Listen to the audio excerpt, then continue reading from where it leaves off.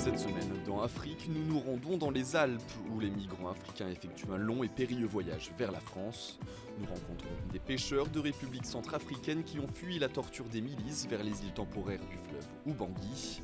Nous allons enfin au Kenya pour dire adieu au tout dernier rhinocéros blanc du Nord, mâle. Mais tout de suite, les titres de l'actualité. Après la peur, le soulagement. Plus d'une centaine d'écolières nigérianes kidnappées par Boko Haram le mois dernier à Dapchi, dans le nord-est du pays, ont été rendues à leurs familles. Elles ont été ramenées mercredi matin par leurs ravisseurs à bord de 9 véhicules. Si l'une des filles assure qu'elles n'ont pas été maltraitées durant leur captivité, le souvenir de l'enlèvement reste intact. 5 d'entre elles y avaient trouvé la mort. Des gens de Boko Haram sont entrés par une porte d'école et nous avons commencé à courir par une autre porte. Mais ils nous ont dit d'arrêter de courir ou ils nous tiraient dessus. Puis nous nous sommes arrêtés et ils nous ont demandé de monter dans des camions. On a commencé à monter dans un camion et ils nous ont emmenés. Selon le ministre de l'Information, les filles ont été libérées sans condition et sans versement de rançon.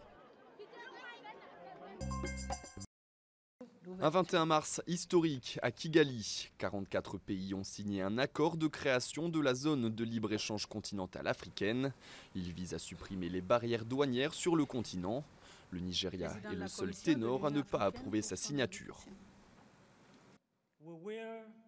Nous serons mieux à même de tirer parti de notre force et de notre unité croissante pour défendre les intérêts légitimes de l'Afrique sur la scène internationale. Si l'ensemble des 55 pays de l'Union africaine finissent par signer, cela pourrait créer un bloc avec un PIB cumulé de 2,5 milliards de dollars et couvrir un marché de 1,2 milliard de personnes. Au moins 14 personnes ont été tuées jeudi dans l'explosion d'une voiture piégée devant un hôtel populaire de Mogadiscio. Une dizaine d'autres ont été blessés. L'établissement, situé le long de la route très fréquentée de Maka al-Mukarrama, est très prisé des politiciens et entrepreneurs. Les islamistes Chebab ont revendiqué l'attaque.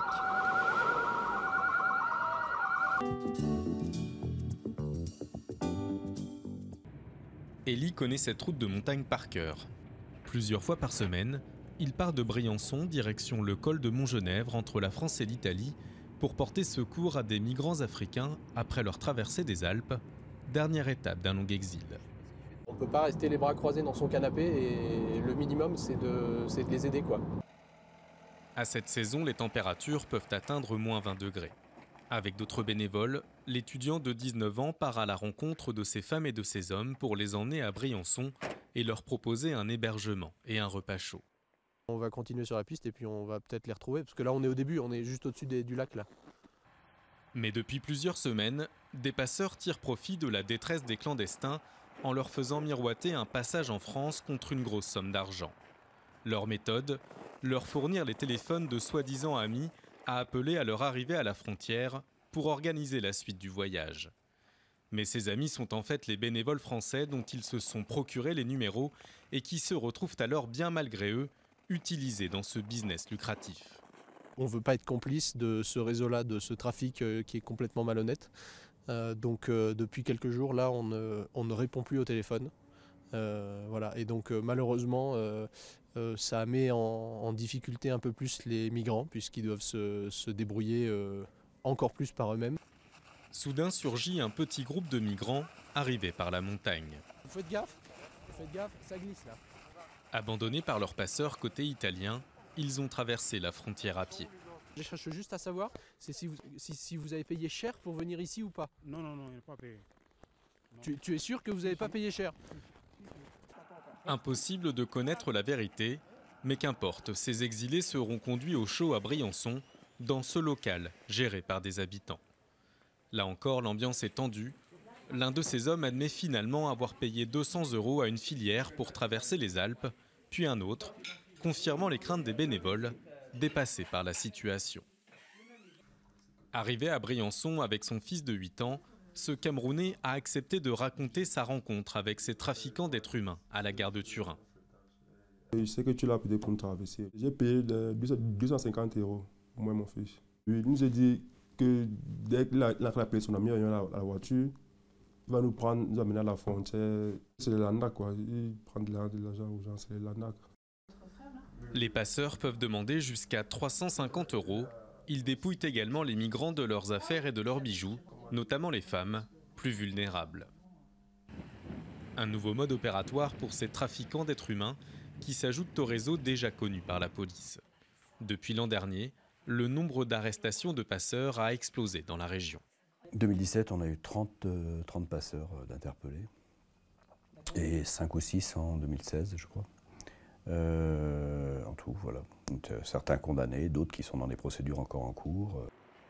Les bénévoles français ont décidé de faire front avec les associations italiennes pour tenter de décourager les migrants de s'en remettre aux trafiquants, pour que l'aide apportée continue d'exister sans faire le jeu des passeurs.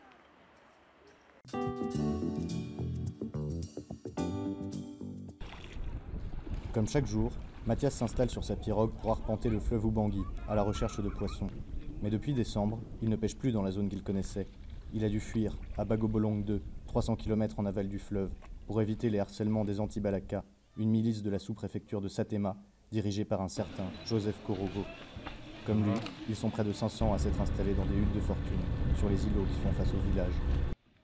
Ces petits-là. Ce qui m'a énervé, c'est que cet homme, Korogo, a détruit l'école et l'hôpital. Lui, le Korogo, s'il voit une pirogue en train de passer, il envoie ses hommes pour ramasser tout ce qu'il y a dans la pirogue. Lui, quand tu passes dans le village, il te prend de force pour te vacciner avec des lames de rasoir. Et si tu refuses, il te brime.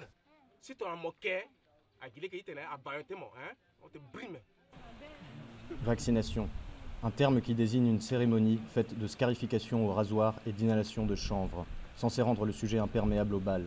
Les anti-Balaka de la zone où habitait Mathias forcent les pêcheurs à s'y soumettre dans l'espoir de recruter de nouveaux combattants. Cet homme en porte toujours les stigmates. Enlevé sur sa pirogue, il a été ligoté, vacciné pendant 3 heures, racketté et tabassé, avant de s'enfuir. François Kokayeke est le chef du village de Bagobolong 2. Avec son association de pêcheurs, il tente de l'aider, lui et les autres. Il leur a distribué des filets de pêche inutilisés. Mais la cohabitation n'est pas toujours facile. La pêche est devenue moins bonne à cause de l'inflation du nombre de pêcheurs. Comme les pêcheurs n'arrivent pas à avoir de gros poissons, ils ramassent les petits poissons, ce qui diminue les réserves. Pour continuer de gagner sa vie, malgré l'épuisement des réserves de poissons, Mathias n'a qu'un recours, lancer son filet, encore et encore, en attendant de pouvoir rentrer chez lui.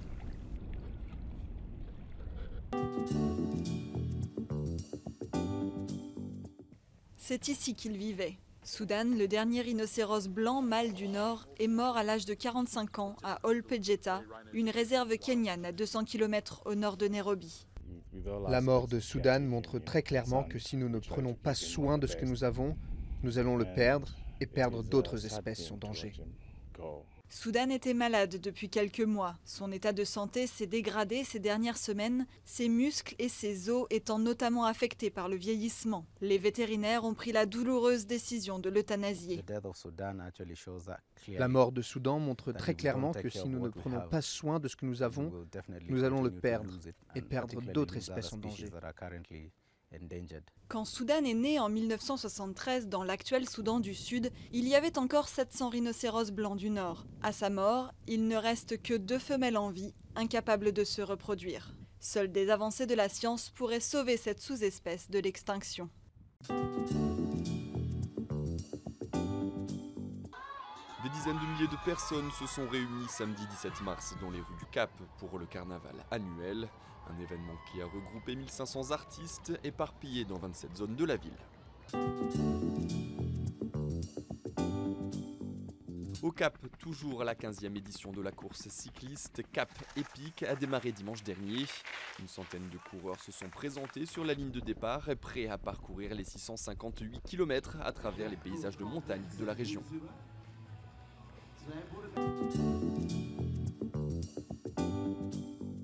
La semaine prochaine, nous irons au Mozambique où le gouvernement craint la montée de la menace djihadiste dans le nord du pays. À la semaine prochaine.